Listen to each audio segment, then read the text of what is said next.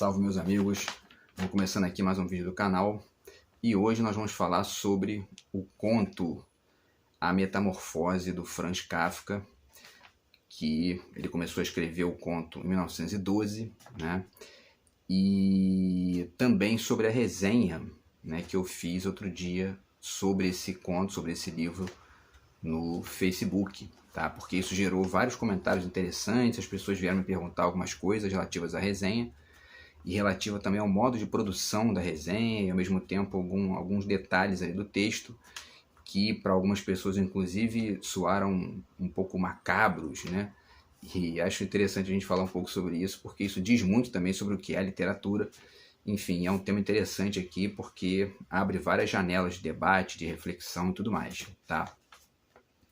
Dentre outras coisas também isso pode estimular, né, um debate sobre mecanismos de ampliação do próprio ato de ler, né, alguma coisa, e também da escrita, né, para quem se interessa por escrever, né, por aprofundar aqui certas estratégias de escrita e tal, isso pode também servir aí de elemento de reflexão, tá?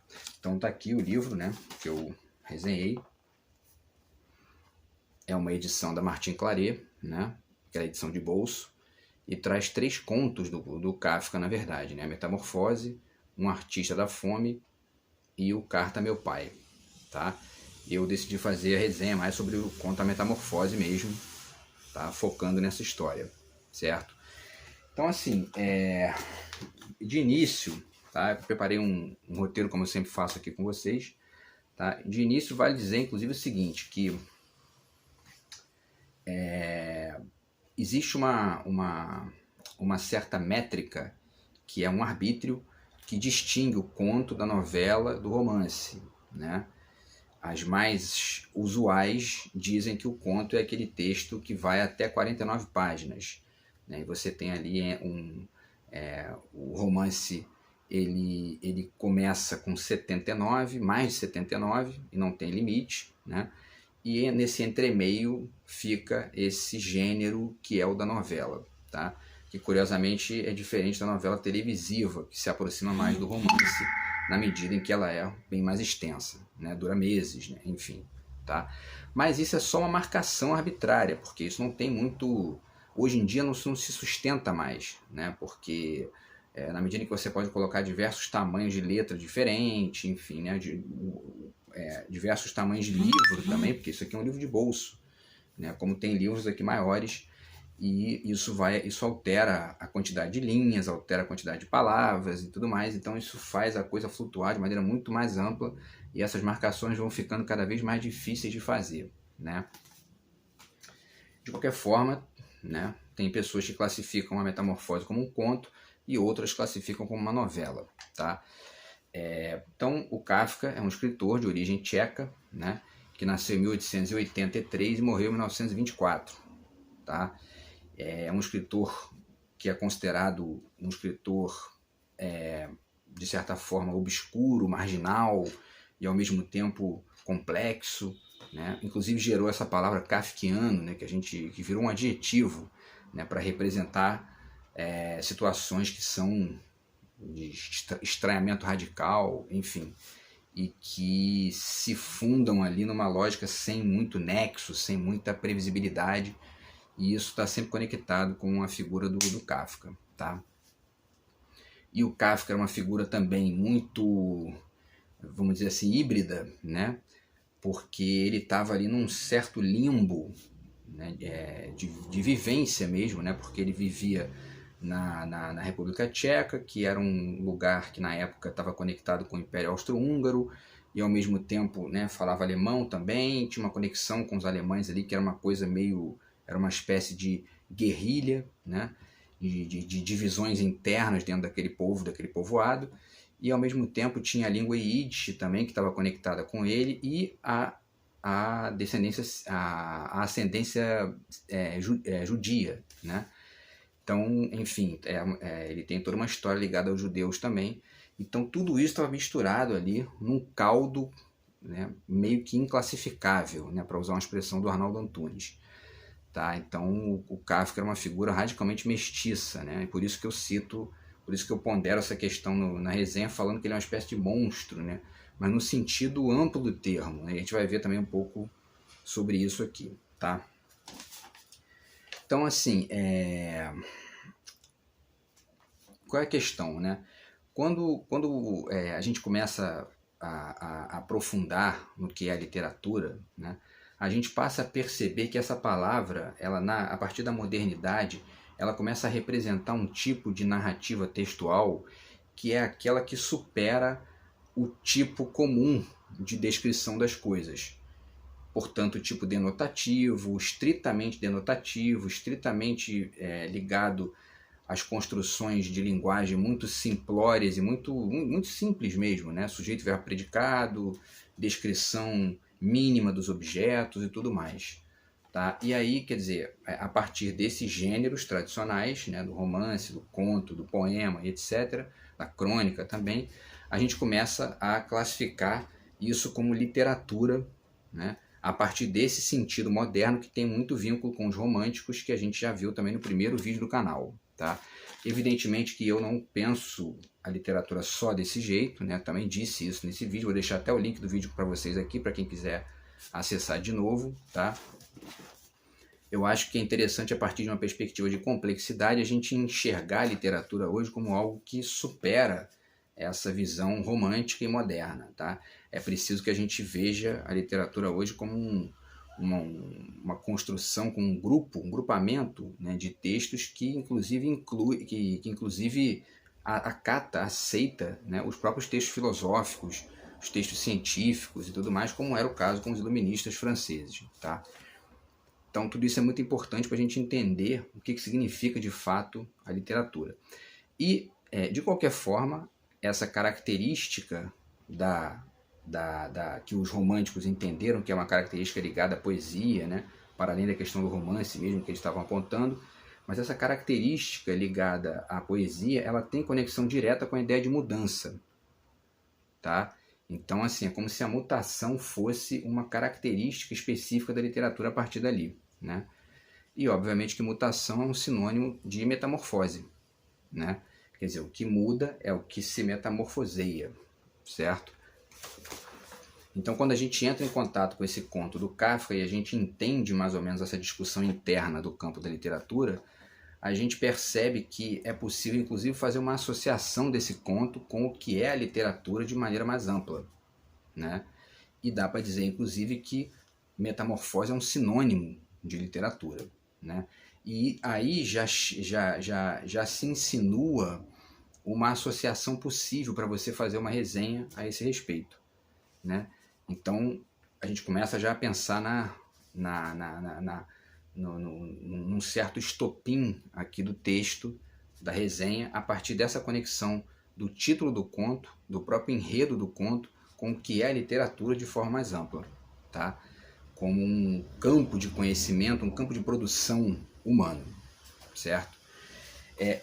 Agora, é interessante situar dois pontos aqui. Primeiro, de certa forma, muita gente pondera o seguinte, que, bom, a literatura é uma coisa e a vida é outra, bem diferente, né? Inclusive tem uma frase muito conhecida do Ferreira Goulart que ele diz, né, que a arte existe porque a vida não basta, né? E, sem querer tirar o mérito da frase, que é muito interessante e que faz um certo sentido, né? A gente talvez pudesse metamorfosear essa frase do Ferreira Goulart e dizer que, na verdade, a arte existe porque o cotidiano não basta, né? Ou porque as repetições do cotidiano não bastam, porque mesmo o cotidiano pode ser radicalmente poético, né, se a gente quiser. Tá? E aí, por que é importante dizer isso? Porque, na verdade, esse tipo de construção ignora uma série de descobertas que têm sido feitas sobre o que é a própria vida, né, de maneira mais ampla. Então, quando a gente vai estudar um pouco de genética, por exemplo, de biologia, enfim, de teoria da evolução e genética, a gente começa a perceber que, na verdade, o metabolismo e as mutações são a essência também da própria vida, né?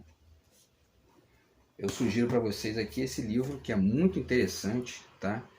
que se chama O Quinto Milagre, Em Busca da Origem da Vida, do cientista Paul Davies, que, se não me engano, é australiano, tá? E, num dos capítulos aqui, ele descreve algumas características que seriam essenciais à vida, né?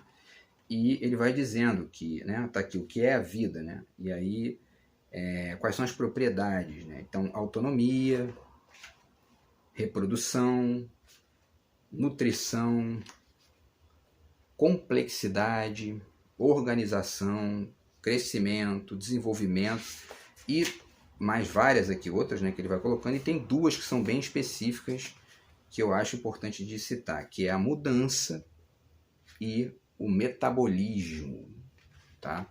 Que são características essenciais do que é a própria vida, né? Então, nesse sentido, não faz muito nexo a gente trabalhar com essa coisa de, não, a literatura é uma coisa, a vida é outra. As duas coisas, literatura e vida, são... né? Isso, se elas fossem separadas, elas, na verdade, são aproximadas pela lógica do metabolismo e, portanto, da metamorfose, né? Mas, para além disso, assim, só se faz literatura vivo. Cai naquele mesmo problema da teoria e prática que a gente debateu aqui em outro vídeo, né? Quer dizer, não, vida é uma coisa, né? Literatura é outra. Ué, como é que se faz literatura morto, por exemplo? Não dá, né? Tem que estar vivo. Então a literatura é uma produção da vida também. Então essa distinção não faz muito sentido também. É interessante a gente começar a pensar essas coisas, porque muitas vezes isso serve como arma na mão dos pragmáticos de plantão que ficam o tempo todo aí querendo colocar a literatura num nível inferior, né? A arte num nível inferior, de maneira geral, né? E isso só atrapalha a gente que quer, enfim, que quer refletir essas questões de maneira mais ampla e apontar a importância de pensar nisso, tá? Inclusive nas implicações simbólicas da arte na sociedade e tudo mais, né?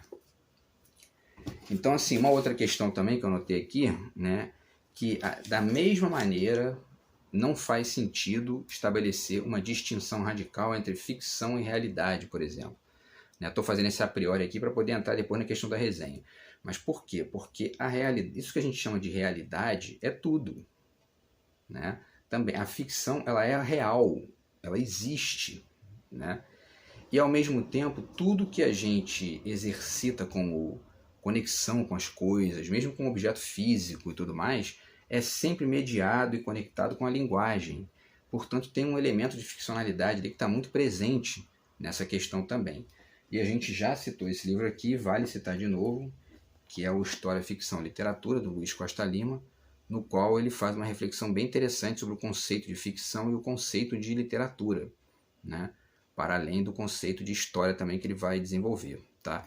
Então isso também é uma referência interessante que vocês podem acessar, que ajuda bastante a pensar nessa questão, tá?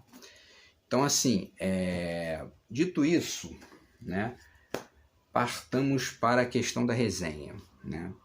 Eu começo na resenha falando justamente sobre a história, né? Só que, então, fazendo rapidamente uma rememoração aqui de como que eu preparei o texto, né?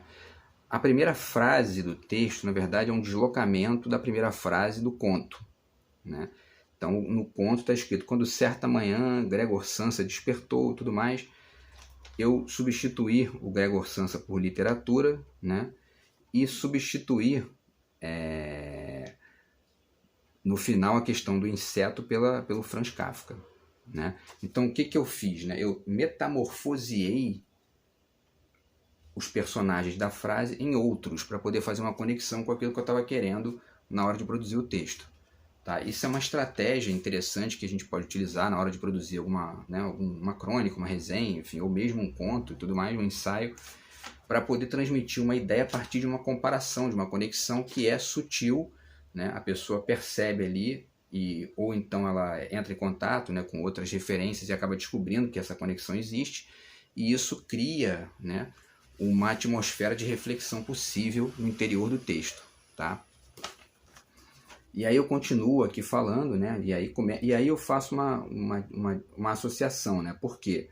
Porque quando a literatura se transforma no Kafka, ela está exatamente fazendo o quê? Ela está se metamorfoseando de maneira monstruosa, né? Porque o monstro, essa ideia do monstro é exatamente isso, né? São seres híbridos e estranhos que são misturas de outros seres, né? Deixa eu ver o tempo aqui. Eu lembro perfeitamente do filme, de um filme sensacional com o Marlon Brando, já mais velho, né? Que é o Ilha do Dr. Moreau, que é um filme interessantíssimo com ele, com o Val Kilmer, né?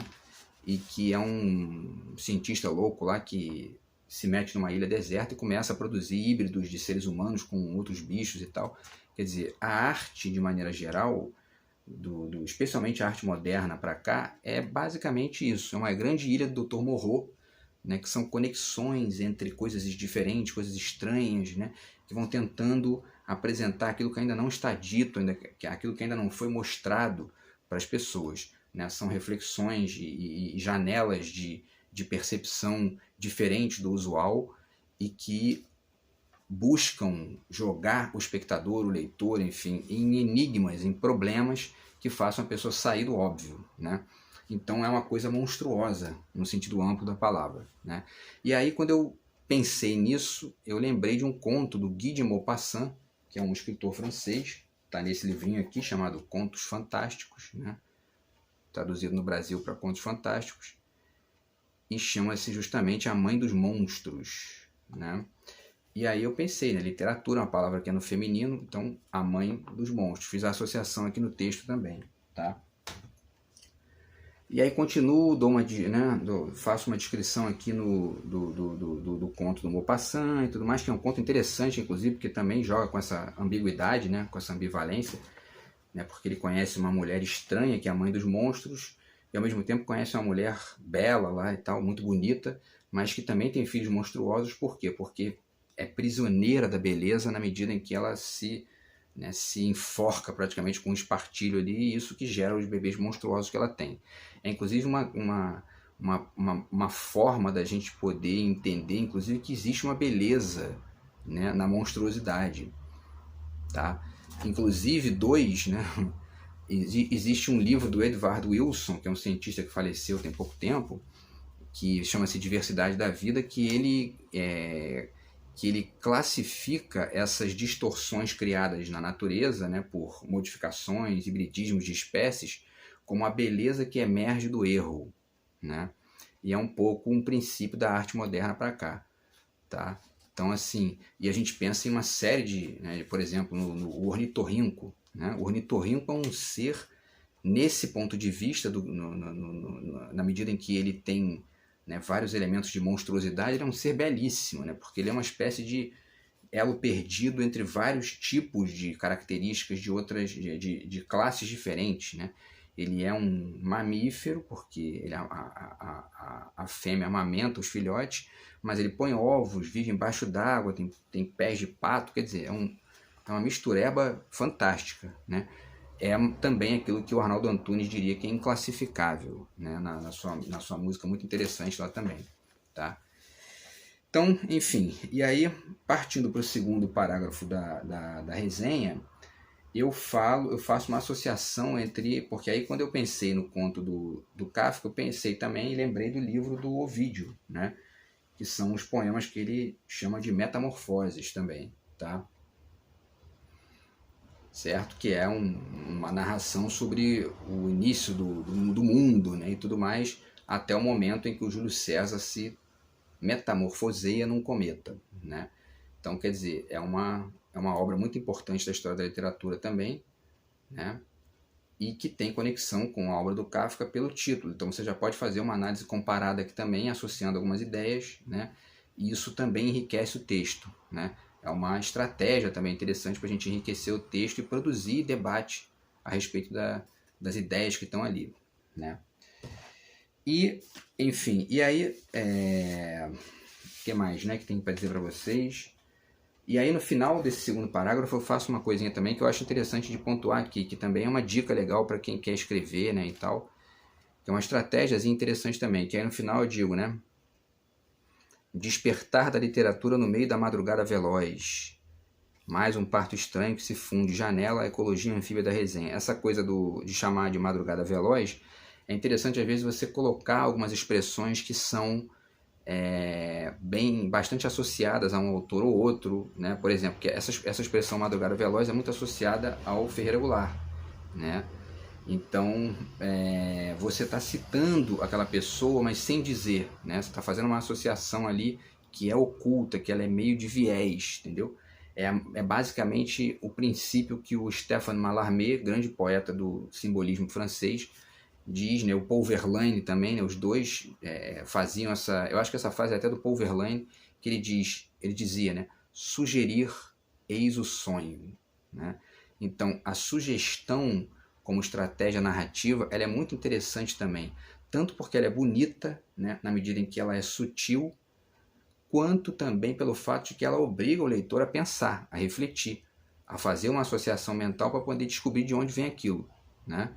Então, né, e especialmente quando ele conhece o trabalho fonte, né, ele olha e diz, ó, tá vendo, tem uma associação interessante aqui, né? E aí ele produz ali algumas reflexões para ver se faz sentido a associação ou não, quer dizer, aquilo tirou o leitor do seu lugar de repouso, né? E esse é um dos objetivos da arte desde sempre, né? Então, enfim, e aí no último parágrafo, deixa eu ver o tempo aqui e tal, estamos chegando no final. No último parágrafo, a gente passa a falar de questões mais amplas aqui. Então, fala que, na verdade, somos todos monstros, né, entre cruzamentos mestiços de caracteres que nos acompanham na eterna correnteza de nossa heteronomia, né? Então, enfim, e aí falo da resenha também como inseto, né, gosmento, tudo mais, porque a resenha já é uma espécie de metamorfose do livro, né? A resenha do conto, ela é uma metamorfose do conto, né? Então, eu não estou pensando no inseto que o Kafka construiu de maneira moralista. Por isso que eu estou usando a figura do inseto como uma metáfora, um sinônimo, né, para a resenha. Porque não importa para a gente que está pensando a literatura como ideia se trata de um inseto, se trata de, enfim, de uma chuva, do sol, enfim.